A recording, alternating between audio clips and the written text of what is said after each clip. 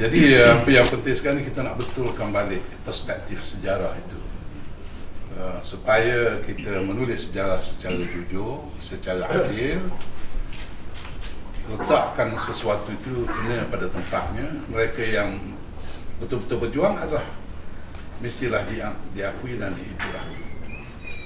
Ada penulisan yang macam-macam yang menyebut tentang hari kemerdekaan ni, Mak Sapu kata hari-hari apa benda ni, hari-hari kepunyaan UMNO, bukan macam tu. Semacam cara sambutan itu macam kemerdekaan ni UMNO punya, bukan kepunyaan rakyat. Sebab itu hamba rakyat tidak merasakan bahawa ini satu perjuangan yang mereka kongsi bersama. Sebab cara dibuat itu portraykan seolah-olah ini UMNO, bukan yang lain.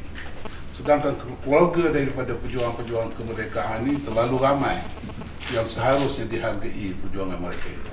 Banyak lagi saya tak sebut. Di Sarawak, Osli, Dalby, itu juga pejuang kemerdekaan.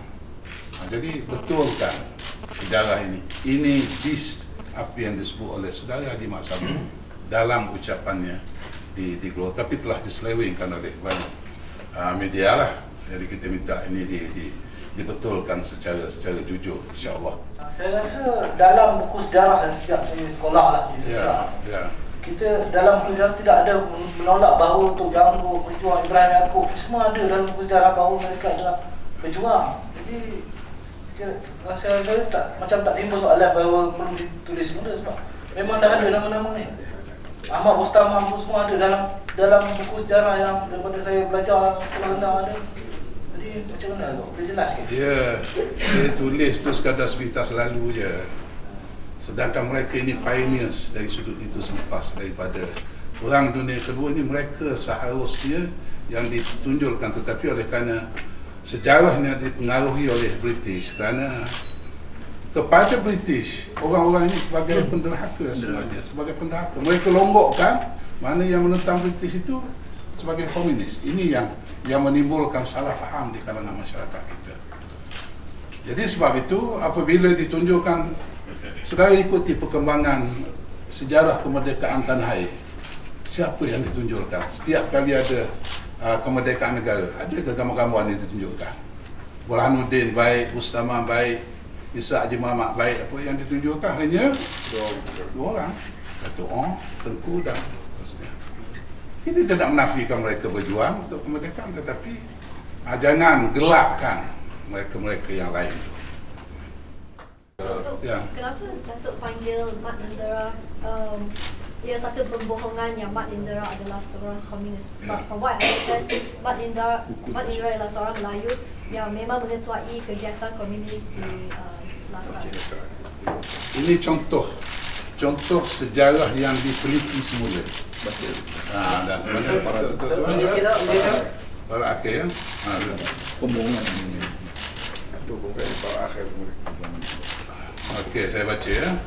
Mengikut keterangan Abdul Kadir, perjuangan Mat Indra berlainan dengan perjuangan Bintang 3. Mat Indra berjuang semata-mata untuk menghalau Inggeris dari tanah airnya supaya dia dan rakyat seluruhnya bebas menghidu udara kemerdekaan di negaranya sendiri.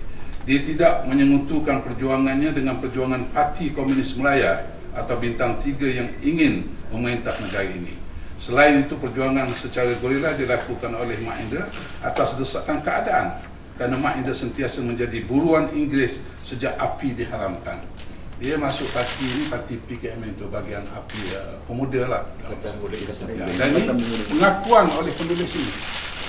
Dia tidak pernah menghayati perjuangan komunis, tetapi dia menentang British. Waktu semua diharamkan kecuali UMNO. Ya. 1948. Ingat, semua parti politik Diharamkan diharamkan. 1948. Hizbul Muslimin tahun 48 diharamkan. Dan seterusnya yang lain-lain. Jadi ini. So maksudnya pada Datuk Mat Indra bukannya seorang komunis. Bukan komunis. Diakui oleh sejarah yang ditulis semula, kalau nak kata semula, dalam bentuk yang kecil-kecilan oleh negeri Johor ni. Tapi dia terdesak untuk menyertai kegiatan komunis. Tidak juga dia cuma ya. Ada disebut situ pembohongan yang mereka lakukan dalam lain yang mereka katakan. Kalau you baca seluruhnya dalam buku ini menggambarkan bahawa apa yang disebut tentang Maida oleh kebiasaan yang menulis itu tak betul. Dia kena ini yang autoritatif yang dibuat kajian oleh Johor sendiri. So pada pendapat Datuk, adakah pihak komunis menyumbang langsung kepada kemerdekaan? Saya tak bercakap tentang komunis hari ini. Ya, sebab kami telah menolak perjuangan komunis dan menolak apa ni ideologi komunis. Yang kami bercakap ialah tentang perjuangan kemerdekaan. Maida salah satu daripada contoh di samping yang lain-lain yang ramai lagi sebelum itu. Ya. UMNO ni duk main isu ni pasal nak tutup dia punya penyelewengan dalam daftar pemilih. Ini dalam daftar pemilih. Dalam select komiti pun hangat-hangat tai ayam je nampaknya. Dia punya itu nak tutup semua penyelewengan ini. Cincin pun dia nak tutup, banyak lagi yang dia nak tutup. Jadi bawa isu ni. Tetapi saya rasa lepas ini dia akan backfire kepada UMNO. Sebab sejarah ini membuktikan bahawa apa yang disebut oleh UMNO itu tak betul, tak tepat. Oleh ini kalau nak kata UMNO sendiri. Okey. Pemuda UMNO dia nak buat roadshow, membawa pentas patriot tu. Adakah dia akan reflect badly on past? Itu hak dia lah, dia nak buat roadshow, nak buat apa. Tapi saya rasa setengah jalan dia. Bila dia tahu ni, melainkan dia tak jujur dengan sejarah. Dia boleh. Sekali dah benda ni terdedah, apa dia nak roadshow apa? Saya rasa tak, itu sia-sia je. Adakah pihak komunis ada sedikit menolong terhadap kemerdekaan tanah Melayu by fighting the British dengan menentang pihak British mereka telah menyumbang kemerdekaan? Saya dah sebut tadi. Saya dah sebut sikap PAS ialah menolak ideologi komunis dan menolak perjuangan komunis. Tapi yang nak tanya tu serah pada rakyat lah nak nilai macam mana. Tapi bagi kita, pendidikan kita jelas. Kita menolak ideologi komunis dan perjuangan komunis. Nak tanya, macam mana boleh tunggu cerita PAS Kelantan yang ni tawarkan apa ni untuk lagi berdebat dengan pemuda? Dia tak rujuk pada kita tu. Tak rujuk pada kita. Stand partinya ialah kita bersedia tapi dengan label yang betul lah. Kalau timbalan Presiden PAS, timbalan Presiden UMNO. Kalau ketua pemuda UMNO, ketua pemuda PAS, apa? Boleh. Selain apa ni meminta supaya fakta sejarah ni dikaji dan ditulis mula, apakah PAS setuju isu ni dihentikan sekiranya perkara itu dilakukan? Yelah, kita nak tutup mulut manusia ni payah. Nak sekat dia daripada nak bercakap dan kita kata itu hak dia lah dia nak bercakap. Tapi kita ada jawapan kita kepada apa yang dikemukakan, insyaAllah. Dia nak sebut apa, kita akan jawab, insyaAllah. Ketua Pemuda PAS akan menghantar surat untuk debate dengan KJ petang ni. Adakah perkara itu perlu untuk mereka terus memanahkan isu? Yalah, dia pemuda mungkin dia ada cara dia. Jadi mungkin dah kairi macam tu, dia respon lah kembali. Kita dah sebut lah. Kalau itu caranya untuk meredakan suasana, mungkin redalah selepas itu. Bila berdebat ataupun bencang, kebenaran akan wujud, lepas itu berhentilah.